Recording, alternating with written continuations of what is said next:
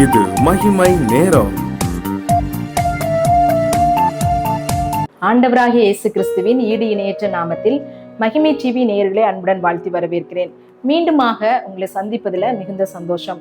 நாம் இந்த நாட்களில் தொடர்ச்சியாக தியானித்து வருகிறோம். உபவாசம் அப்படின்ற தலைப்பின் கீழாக நாம் தாவீதின் உபவாசத்தை குறித்து நம்ம தியானித்தோம்.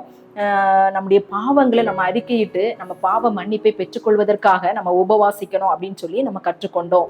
அதுக்கப்புறமாக யோசபாத்தின் உபவாசத்தை குறித்து நம்ம தியானித்தோம்.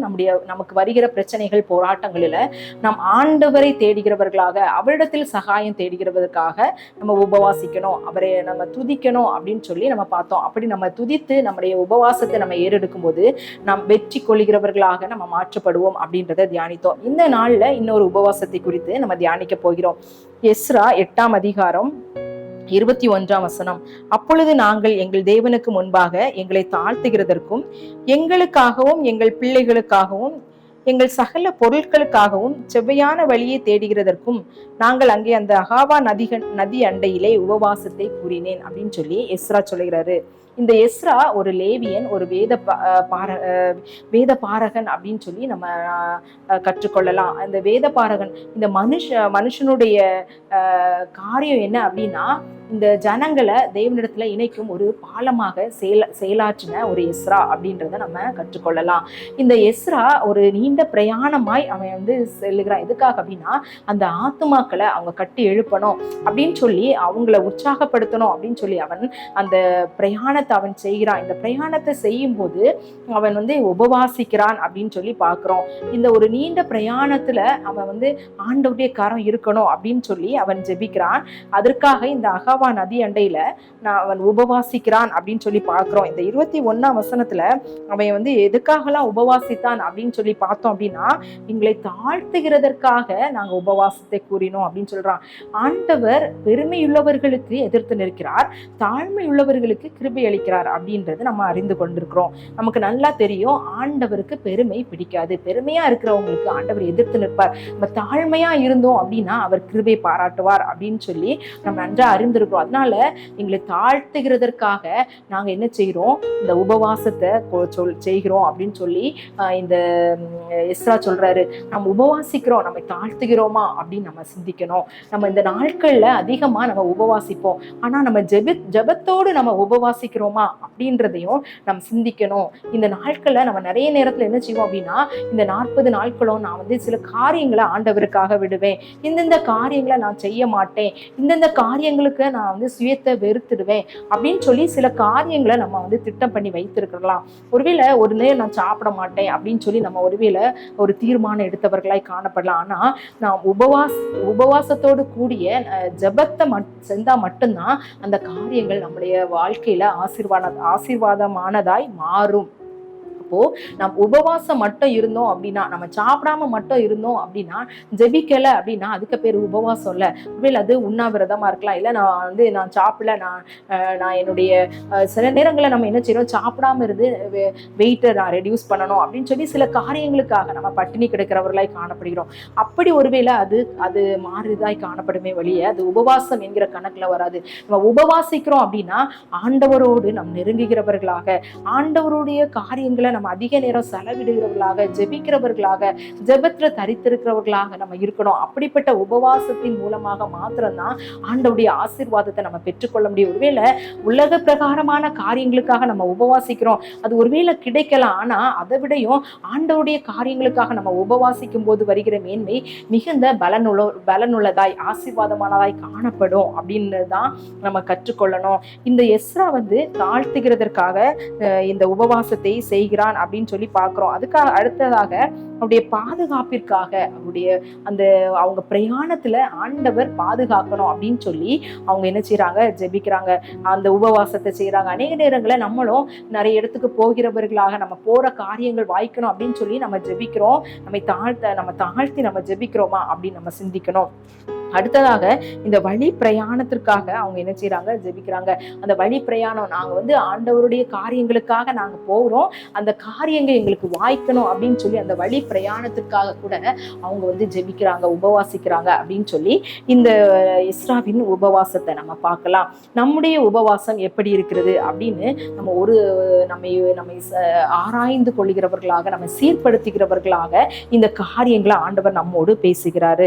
அவர் வந்து அவருடைய பணி செய்யறதற்காக, ஆண்டவருடைய பணி செய்கிறதற்காக அவர் போகும்போது தன்னை தாழ்த்தினாரு. அவருடைய பாதுகாப்பிற்காக, அவருடைய வழி நடத்துதலுக்காக அவர் ஜெபிக்கிறார் அப்படின்னு பார்க்கிறோம். இதன் மூலமாய் அவருக்கு என்ன கிடைத்தது, இந்த உபவாசத்தின் மூலமாக அவருக்கு என்ன கிடைத்தது அப்படின்னு சொல்லி நம்ம பார்த்தோம் அப்படின்னா 22ஆம் வசனத்துல, வழியிலே சத்துருவை விலக்கி எங்களுக்கு துணை செய்யும்படிக்கு நான் ராஜாவினிடத்தில் சேவகரையும் குதிரை வீரரையும் கேட்க வெட்கப்பட்டிருந்தேன். அப்போ நம்ம அநேக நேரங்களில நமக்கு உதவி வேணும் அப்படின்னா யாரிடத்துல போய் நம்ம கேட்கலாம் அப்படின்னு சொல்லி நம்ம ஜெபிப்போம். நம்ம அநேக நேரத்துல ஆண்டவரே இந்த காரியம் எனக்கு வாய்க்கணும், நான் இவங்களை போய் பார்க்கும்போது எனக்கு இது வந்து அவங்களுடைய கண்கள்ல தயவு கிடைக்கணும் அப்படின்னு சொல்லி அநேக நேரங்கள் நம்ம ஜெபிக்கிறவர்களாய் நம்ம காணப்படுகிறோம். இந்த எஸ்ரா ஜெபத்தின் மூலமாக என்ன சொல்றாரு அப்படின்னா, வழியில நிறைய சத்துருக்கள் எங்களுக்கு வருவாங்க, இப்படிப்பட்டதான காரியங்களை துணை செய்யணும் அப்படின்னு சொல்லி எங்களுக்கு சேவகர், ராஜாவுடைய சேவகர், குதிரை வீரர்லாம் வேணும் அப்படின்னு கேட்கிறது வெட்கப்பட்டேன் அப்படின்னு சொல்றாரு. அப்படின்னா என்ன அர்த்தம் அப்படின்னா, எனக்கு மனுஷ உதவி வேண்டாம், ஆண்டவருடைய உதவி தான் எனக்கு வேணும் அப்படின்றதுல அவர் ஒரு தெளிவாய் காணப்பட்டார் அப்படின்றத நம்ம பார்க்கிறோம். நம்முடைய வாழ்க்கையில வருகிற காரியங்கள், நாம் போராட்டமான சூழ்நிலைகள்ல, நமக்கு நாம் உபவாசிக்கிற நேரங்களில நாம் எப்படிப்பட்ட தெளிவுள்ளவர்களாய் நம்ம காணப்படுகிறோம் அப்படின்றத நம்ம சிந்திக்கணும். நமக்குடைய தெளிவு, நம்ம மனுஷன்கிட்ட நான் உதவி கேட்க மாட்டேன், ஆண்டவர் நீங்க தான் எனக்கு உதவி செய்யணும் அப்படின்னு சொல்லி நம்ம ஒருவேளை மனுஷ உதவி ஆண்டவர் அருளி செய்வார், ஆனா நான் போய் அந்த மனுஷங்கிட்ட நான் உதவி கேட்க மாட்டேன் அப்படின்னு சொல்லி இந்த எஸ்ரா மிகவும் தெளிவாய் காணப்பட்டார் அப்படின்னு சொல்லி நம்ம பார்க்கிறோம். இரண்டாவதாக நம்ம பார்க்கும்போது அடுத்த பாகம் வசனம் எப்படி சொல்கிறது அப்படின்னா, எங்கள் தேவனுடைய கரம் தம்மை தேடுகிறவர்கள் எல்லார் மேலும் அவர்களுக்கு நன்மையாக இருக்கிறது. அப்போ தம்மை தேடுகிற எல்லார் மேலும் அது நன்மையாக இருக்கிறது அப்படின்னு சொல்லி அவன் வந்து விசுவாசிக்கிறான். தேவனுடைய கரம், அவருடைய வல்லமை என் கூட இருக்கு அப்படின்றத அவன் கற்றுக்கொள்ளுகிறான். இந்த உபவாசத்தின் மூலமாக தேவனுடைய கரம் அவனோடு இருக்கிறது, தேவனுடைய வல்லமை வழி நடத்துதல் அவரோடு இருக்கிறது அப்படின்னு சொல்லி அவங்க கற்றுக்கொள்ளுகிறாங்க. இந்த யாபேசுடைய ஜெபத்தை நம்ம பார்க்கும்போது, தேவனுடைய அவருடைய கரத்தினால என்ன ஆசீர்வதிக்க, அவருடைய கரம் என்னோடு இருக்கணும் அப்படின்னு சொல்லி ஜெபிக்கிறாரு. அவருடைய கரம் நம்மளோடு இருக்கும்போது, அவருடைய வல்லமை உள்ள கரம் நம்மளோடு இருக்கும்போது எல்லா காரியமும் நமக்கு வாய்க்கும் அப்படின்றதுல எந்த விதமான சந்தேகம் இல்லை. அப்போ இந்த எஸ்ராவுடைய உபவாசத்தின் மூலமாக அவன் மனுஷ உதவியை நான் கேட்க மாட்டேன் அப்படின்னு சொல்லி ஒரு தெளிவா இருந்தான். ஆண்டவருடைய கரம், அவருடைய வல்லமை என் கூட இருக்கு, அவர் எனக்கு நன்மையான காரியங்களை செய்வார், அவருடைய கரம் எனக்கு நன்மை செய்யும் அப்படின்னு சொல்லி ஒரு தெளிவான ஒரு ஆளுகையை அவன் பெற்றிருந்தான் அப்படின்றத நம்ம பார்க்கிறோம். அடுத்ததாக நம்ம பார்க்கும்போது அடுத்த வசனம், அப்படியே நாங்கள் உபவாசம் பண்ணி எங்கள் தேவனிடத்திலே அதை தேடினோம், எங்கள் விண்ணப்பத்தை கேட்டறினார் அப்படின்னு சொல்லி இந்த வசனம் சொல்லப்பட்டிருக்கிறது. 23வது வசனத்துல அவர்கள் ஜெபித்ததற்குள்ள பதில அவங்க பெற்றுக்கொண்டார்கள் அப்படின்னு சொல்லி நம்ம பார்க்கிறோம். ஒருவேளை நம்முடைய காரியங்களுக்காக, நம்முடைய ஆசீர்வாதங்களுக்காகவாகட்டும், நம்முடைய பிள்ளைகளுடைய காரியங்களுக்காகட்டும் நம்ம ஜெபிக்கும் போது, உபவாசிக்கும் போது, அவருடைய கரம் நம்மளோடு இருக்கும்போது நன்மையான காரியங்களை அவர் செய்வார், நமக்கு நிச்சயமாக பதில தருவார். ஒருவேளை மனுஷ உதவி இல்லைன்னா கூட, மனுஷ உதவியை நான் கேட்கலனா கூட, மனுஷனால இந்த காரியத்தை செய்ய முடியலாம் கூட, ஆண்டவர் அதை செய்வார் அப்படின்றது தான் இந்த நாளுக்குரிய சிந்தனை. நம்ம ஜெபிக்கிறோம், நம்ம உபவாசிக்கிறோம் அப்படின்னா ஆண்டவருடைய காரியத்துல நம்ம உண்மையா இருக்கிறோமா, அவருடைய சமூகத்துல நம்ம தாழ்த்துக்கிறோமா. இந்த எஸ்ரா தன்னை தாழ்த்தினான் அப்படின்னு சொல்லி பார்க்கிறோம். இந்த எஸ்ரா தன்னுடைய பாதுகாப்பிற்காக ஜெபித்தான், தன்னுடைய பிள்ளைகளுடைய பாதுகாப்பிற்காக, தன்னுடைய வழி பிரயாணத்துக்காக ஜெபித்தான் அப்படின்னு சொல்லி பார்க்கிறோம். இந்த ஆவிக்குரிய சிந்தனையோடு நாமும் இந்த உபவாசிக்கும் போது தேவன் நமக்கு பதிலை தருவார் அப்படின்றதுல எந்த விதமான சந்தேகம் இல்லை. நம்ம ஜெபிக்கலாம். எங்களை அதிகமாய் நேசிக்கிற எங்கள் அன்பின் பரலோக பிதாவே, இந்த நாளுக்காக உமக்கு நன்றி செலுத்துகிறோம். இந்த நாளில் ஆண்டவரே சப்பா எஸ்ராவின் உபவாசத்தை குறித்து நாங்கள் தியானித்தோம்.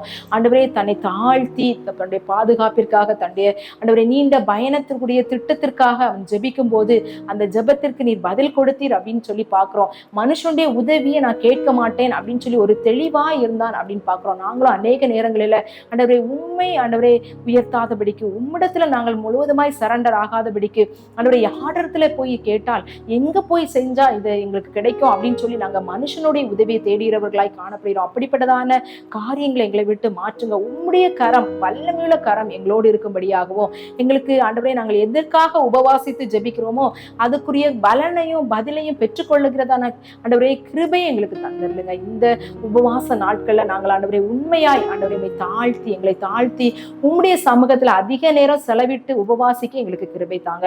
அதற்குரிய ஆண்டவரே ஆவிக்குரிய நன்மைகளை பெற்றுக்கொள்ளவும், இந்த உலக பிரகாரமான ஆசீர்வாதங்களை சுதந்திரிக்கவும் எங்களுக்கு கிருபை தாங்க. எங்களை தாழ்த்துகிறோம், வெறுமையாக்குறோம். நீர் பெருக, நாங்கள் சிறுக.